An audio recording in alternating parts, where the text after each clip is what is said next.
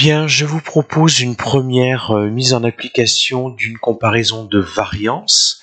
Alors, je vous laisse prendre connaissance du texte et puis à partir de là, vous allez pouvoir faire l'inventaire des informations dans un premier temps et ensuite déduire tout ce qu'il est possible de déduire en vue de réaliser le test. Je mets en pause de façon à pouvoir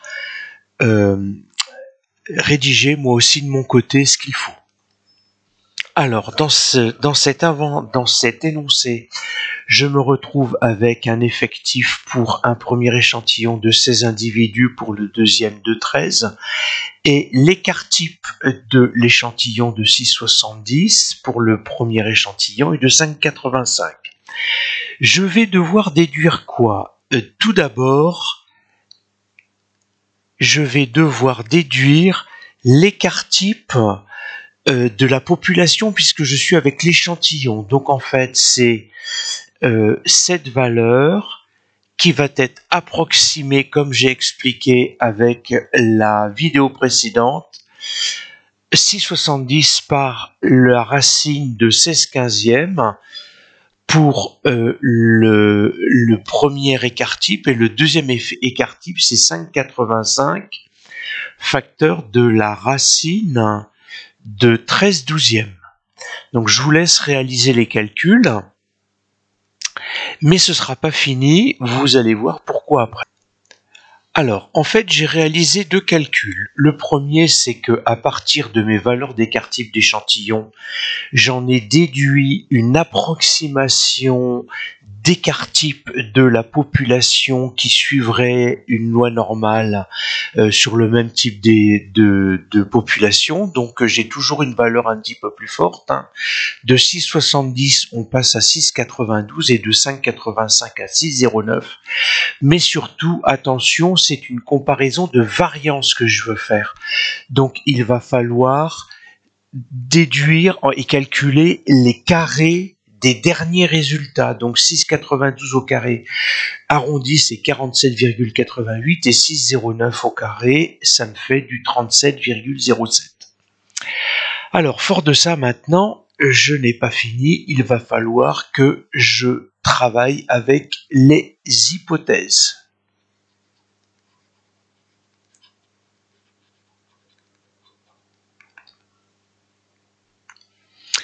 Rien de bien difficile. L'hypothèse nulle, c'est que les deux variances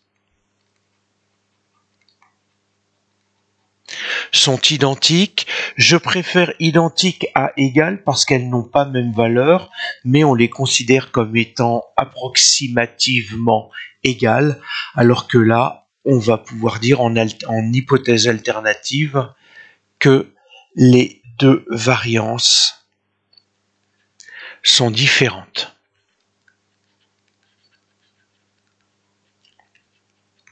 Alors, je vais me mettre ici, il va falloir ensuite que je travaille avec nu1 et nu2. Alors, si vous vous souvenez, nu1, c'est le DDL, le degré de liberté, lié au premier échantillon. Donc en fait j'ai un degré de liberté de 15, c'est l'effectif total moins 1, et un degré de liberté de 12, c'est 13 moins 1.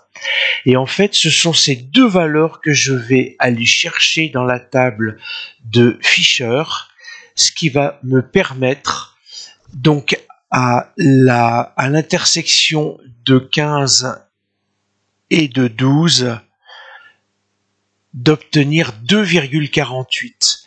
Et donc c'est à partir de là que je vais pouvoir avoir un F de table de 2,48. Pourquoi? Parce que j'ai un F de table avec un DDL de 15 et un DDL de 12. Je vous fais juste remarquer que obligatoirement dans cette table, on va prendre le premier DDL ici et ensuite le deuxième degré de liberté là, et c'est à l'intersection des deux qu'on va avoir déduction de la bonne valeur. Maintenant, il va falloir que je réalise le F calculé, c'est-à-dire le rapport de chacune des deux variances, en sachant que on met au numérateur toujours la plus grande valeur. Alors, là, à la table, j'ai trouvé 2,48 et j'ai calculé mes rapports et j'ai 1,77. Donc, je vois que 1,77